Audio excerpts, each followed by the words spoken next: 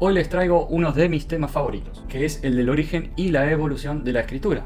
Y no voy a hablar de la escritura en un modo histórico de cómo, cuándo surgió y geográfico, sino de qué sistemas de escritura fuimos adoptando a lo largo de la historia. Es una clasificación de la escritura. Y como la escritura no nace de un día para el otro, primero tenemos que hablar de sus antecedentes. Y acordate de esa palabra porque la historia de la escritura no es tan lineal como nos han enseñado. El primer sistema preescritural del que te voy a hablar es el sistema pictórico, como bien puede ser el arte rupestre, como vimos en las cuevas de Altamira. No se puede leer ya que no representa ni palabras, ni sintaxis, ni lenguaje, pero sí se puede interpretar a primera vista porque representa escenas visibles o un objeto en particular. Si bien es un antecedente de la escritura, no podemos decir que la escritura vino a reemplazar al sistema pictórico, ya que el sistema pictórico es muy utilizado hoy en día. El arte visual, como cualquier cuadro que tengas en tu casa, o incluso la fotografía, son sistemas pictóricos. El segundo sistema preescritural del que vamos a hablar es el sistema mnemotécnico, que si bien no representa palabras o sonidos, sí está expresando un tipo de comunicación.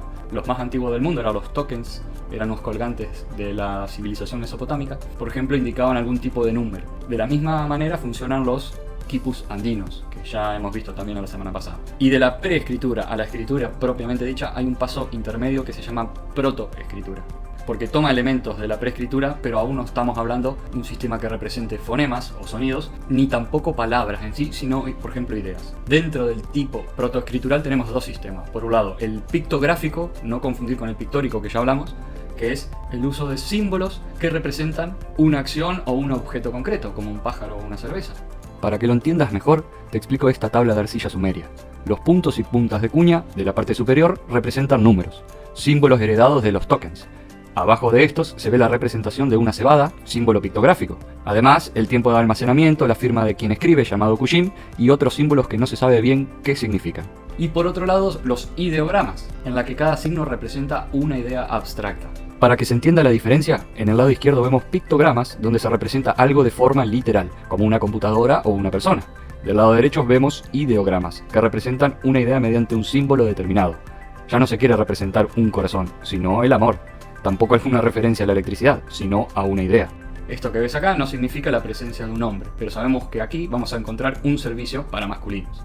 Ejemplos de estos sistemas hay en la antigua China, en Egipto por supuesto, y en la antigua Mesopotamia. Pero como te dije antes, no todo está lineal, y podemos decir que hoy vivimos en un mundo muy ideográfico. Así como los antiguos escribas mesopotámicos necesitaban del ideograma para contabilizar grandes cantidades de mercancía, hoy lo usamos para mandar un WhatsApp. Ahora sí, empezamos a hablar de sistemas de escritura propiamente dichos o sistemas glotográficos, que quiere decir que escribe el lenguaje. Y dentro de la familia de las escrituras propiamente dichas, el primer sistema que vamos a ver es el logográfico, quiere decir palabra escrita, porque cada símbolo representa una palabra. Un ejemplo clásico de esto puede ser la escritura china, que utiliza ese tipo de sistema hasta el día de hoy.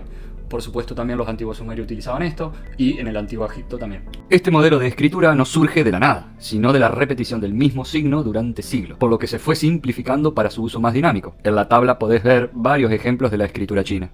Y acá ya se necesita un consenso más profundo de quienes leen e interpretan estos símbolos. Ya no es posible interpretar algo a primera vista, porque la composición de estos signos son de carácter más abstracto. Ahora, si cada signo representa una palabra, seguramente estés pensando que la cantidad de signos que puede haber en una escritura es infinita.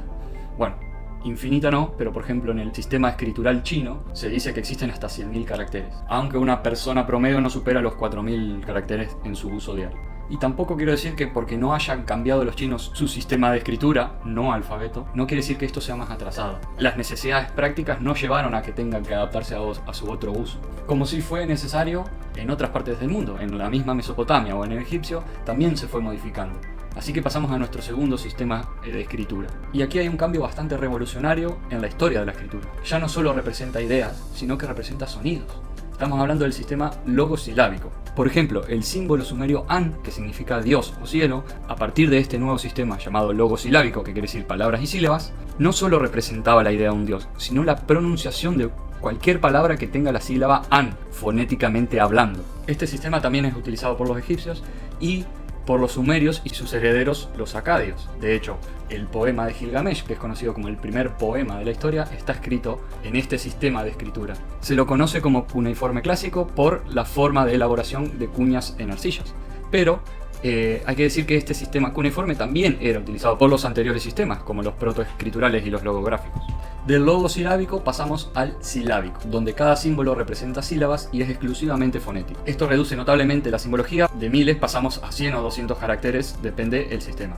Uno de ellos es el kana japonés, compuesto por dos sistemas que se usan hasta la actualidad, y otro ejemplo es el antiguo lineal B, que es precursor del griego. No sé a ustedes, pero a mí todavía 200 caracteres me parece muchísimo. Es el comercio mediterráneo, por el año 1800 a.C., el que exige la necesidad de algo todavía mucho más simple. Exige la necesidad de pasar de símbolos que representan sílabas a el mínimo posible, es decir, letras. Y acá sí, estamos hablando del primer alfabeto de la historia, en lo que es la península del Sinaí, hoy Egipto. Este tipo de sistemas sin vocales es también el árabe, que por supuesto tiene ascendencia fenicia. A este sistema se lo conoce como Abjad o Abjad. Este es el paso previo al alfabeto, ya que si bien cada carácter representa una letra, este no tenía vocales. Por el año 1200 a.C. empieza una verdadera revolución en la forma de comunicarnos. Los fenicios, herederos de la escritura proto-sinaítica, tomaron su sistema y agregaron un elemento clave que ya utilizaban los egipcios: el papiro. Los fenicios, que eran principales comerciantes de la época, pudieron así transportar esta tecnología por absolutamente todo el Mediterráneo. Y adivinen a manos de quién fue a parar dentro del Mediterráneo este tipo de escritura en el que cada símbolo representaba una letra. Sí, obviamente estamos hablando de los griegos. Y los griegos hicieron su propia adaptación, porque este alfabeto fenicio no tenía vocales. Fueron los griegos los que le agregaron vocales y así conformaron el alfabeto como hoy lo conocemos. Y como todo lo que tiene que ver con Grecia fue copiado por Roma, hicieron su alfabeto, el latino, en base al alfabeto griego, y es así como lo conocemos hoy en día, más allá de algunas adaptaciones mínimas por el paso del tiempo. Y como ya sabes, los romanos conquistaron todo lo que tenían por conquistar, y consigo, además de caminos, acueductos, leyes, llevaron, por supuesto, el alfabeto. Y es por eso que tanto hispanos como italianos, franceses, angloparlantes, utilizamos el alfabeto latino. La otra rama derivada del alfabeto griego es el alfabeto cirílico, que se usa en gran parte de Europa del Este, como Rusia, Ucrania, Bulgaria, y parte de Asia, como Kazajistán, Mongolia, entre otros países. Y el último sistema que nos queda por conocer es el llamado sistema abúgida, de India y del sur de Asia. Son los sistemas Brahmi o de Bangari. En este sistema, cada símbolo es una consonante a la que se le agrega una vocal, pero de acuerdo a la pronunciación de la vocal se modifica esa vocal agregada, como vemos en estas imágenes. Por si hay cosas que se te fueron perdiendo en la explicación, hacemos un rapidísimo y breve repaso de todo esto, así te queda todo bien clarito. El primer sistema escritural es el logográfico, utilizado por China, Egipto y Sumeria, entre otros. En estas últimas, el sistema se fue simplificando, de palabras pasamos a sílabas y los símbolos pasaron de representar ideas a representar sonidos, tal como funciona en Japón hasta la actualidad. En la costa este del Mediterráneo, este sistema de sílabas se redujo aún más. Primero el protosinaítico, luego el ugarítico y después el fenicio utilizaron símbolos que representaban un solo sonido, que es lo mismo que decir una sola letra sin vocales. Es el sistema Abjad y es el mismo que se utiliza en el mundo árabe. De los fenicios tomaron las ideas los griegos y, agregando las vocales a sus símbolos, conformaron el alfabeto como lo conocemos hoy en día, aunque fueron los romanos los que se encargaron de expandirlo a todo Occidente, no sin antes adaptarlo a su propia lengua oficial, el latín. Y con esto nos despedimos. Desde ya muchas gracias. Si te gusta este tipo de contenido, no te olvides de dar like y suscribirte, todo eso. Y nos vemos la semana que viene para conocer el camino de las lenguas, que no es el mismo que el de las escrituras. Esto ha sido todo por hoy. Muchas gracias.